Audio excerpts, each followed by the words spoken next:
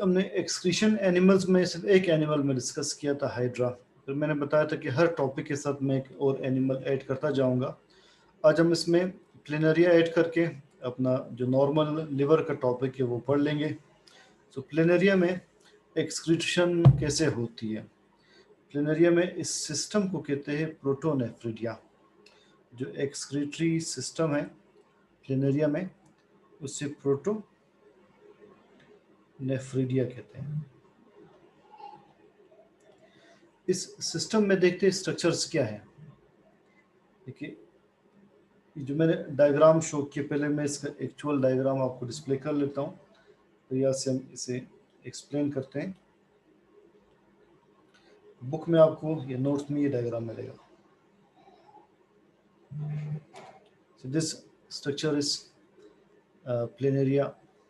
इसमें ये एक पार्ट मैग्नीफाई किया है। देखिए, ये पार्ट जो है इसे मैग्नीफाई करके शो किया है। अब इस पार्ट की पहले आप एक्सप्लेनेशन सुन लें, फिर हम इसी डायग्राम को देखते हैं कि दो आपको लॉन्गिट्यूडनल ट्यूब्स मिलेंगे।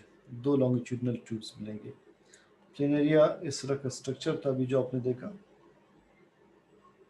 इसमें आपको दो लॉन्गिट्यूडनल ट्यूब्स मिलेंगे।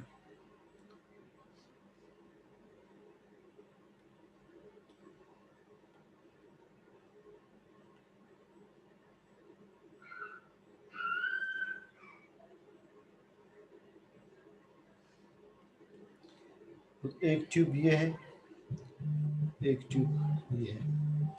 दो आपको ट्यूब्स मिलेंगे। Just a minute please.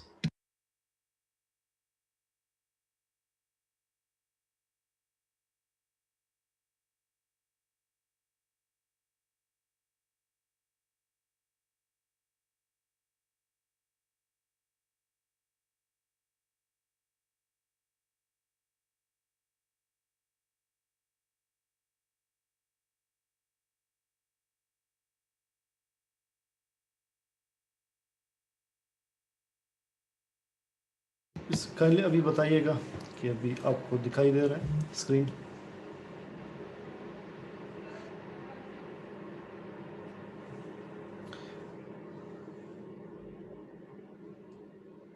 Is it visible the screen now? देखिए, प्लेनरिया में दो लॉन्गिट्यूडनल ट्यूब्स हैं। मैंने ये ट्यूब्स इस तरह से शो की है। ये ट्यूब इस तरह से शो किया। इन्हें एक्सक्रीटरी ट्यूब्स कहते हैं। ये होंगे एक्सक्रीटरी ट्यूब्स। इनमें स्पेशलाइज्ड स्ट्रक्चर्स हैं जिन्हें कहते हैं फ्लेम सेल्स। Flame cells. एक फ्लेम सेल का स्ट्रक्चर इस तरह से होगा। एक एंड पर इसके न्यूक्लियस होगा, न्यूक्लियस।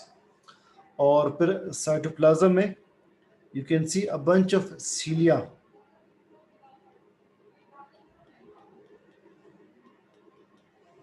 सीलिया मौजूद है। जब ये सीलिया मूव करते हैं तो इनकी मूवमेंट इस तरह से दिखाई देती है। इस तरह से कैंडल का फ्लेम होता है। एक कैंडल के फ्लेम की तरह ये सीलिया मूव करते हैं, इसीलिए इस सेल का नाम फ्लेम सेल रखा है। So nucleus is pushed to one side and cytoplasm में इसके सीलिया मौजूद है।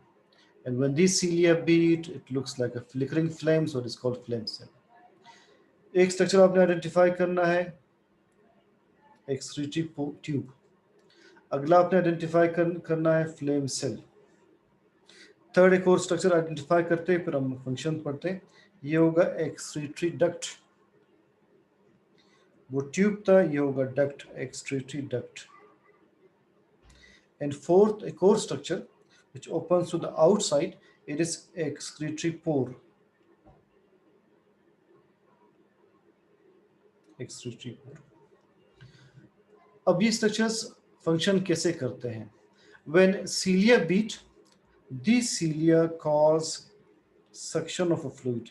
बाहर से जितने वेस्ट्स हैं वो इस सेल में आते हैं। सीलिया जब बीट करते हैं, इनके प्रेशर से फ्लूइड आता है विद वेस्ट्स इस सेल में। अक्सर वेस्ट इसका अमोनिया के फॉर्म में है। ये वेस्ट अगले स्टेप में, पहला स्टेप देखिए ये, इसे मैं ए लेबल करता हूँ। सेकेंड स्टेप ये है कि ये फ्लूइड आता है एक्सक्रीटरी ट्यूब में, it is the second step. Third step excretory tube से आता है एक्सक्रीटरी डक्ट में। फोर्थ स्टेप एक्सक्रीटरी डक्ट से ये एक्सक्रीटरी पोर के जरिए आउटसाइड द बॉडी जाता है। सो फोर स्टेप्स क्या है? व्हेन सीलिया बीट, इनके सक्शन प्रेशर की वजह से इंटरस्टिशियल फ्लूइड, सराउंडिंग बॉडी के फ्लूइड से वेस्ट आता है फ्लेम सेल में। ये वेस्ट जाता है एक्सक्रीटरी ट्यूब में, वहाँ से एक्सक्रीटरी डक्ट, और वहाँ से outside the body through excretory पोर ये मूव करता है। अब इस एक्चुअल डायग्राम को देख लीजिए, है प्लेनेरिया। इसमें लॉन्गिट्यूडनल ट्यूब्स या एक्सक्रीटरी ट्यूब्स हैं, जिनके ऊपर बहुत सारे आपको फ्लेम सेल्स दिखाई देंगे, बहुत सारे फ्लेम सेल्स हैं। अब इस डायग्राम में जो कि मैग्नीफाई किया है, जो कि ये मैग्नीफाई किया है, इसमें ये तो है फ्लेम सेल, पहला स्ट्रक्चर। अगला है एक्सक्रीटरी ट्यूब या एक्सक्रीटरी कैनाल, इसे आपकी बुक में एक्सक्रीटरी ट्यूब के नाम से लिखा है। अगला है एक्सक्रीटरी डक्ट, एक्सक्रीटरी डक्ट, और जो पोर आउटसाइड ओपन हो रहा है दैट इज एक्सक्रीटरी पोर। चार स्ट्रक्चर्स के आइडेंटिफाई किए, flame cell number 1, number 2 excretory tube, number 3 excretory duct, number 4 excretory पोर।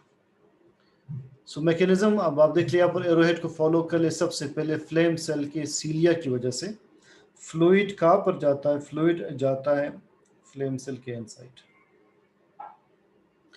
यहाँ से फ्लूइड आता है एक्सक्रीटरी ट्यूब में, ट्यूब से आता है एक्सक्रीटरी डक्ट में, डक्ट से आउटसाइड द बॉडी। ये 4 स्टेप्स है कि जिनके थ्रू प्लेनेरिया मटेरियल्स एक्सक्रीट करता है। इस सिस्टम को प्रोटोनेफ्रिडिया कहते हैं। तो ये डायग्राम मैंने यहाँ पर सबसे ड्रॉ की। एक्सक्रीटरी ट्यूब्स के ऊपर फ्लेम सेल्स लगे हैं, और साथ जो ट्यूब बाहर ओपन हो रही है एक्सक्रीटरी डक्ट कहते हैं, और जो पोर बाहर ओपन हो रही है उसे एक्सक्रीटरी पोर कहते हैं। अब आज का जो मेजर टॉपिक है वो है लिवर। लिवर का होम्योस्टैटिक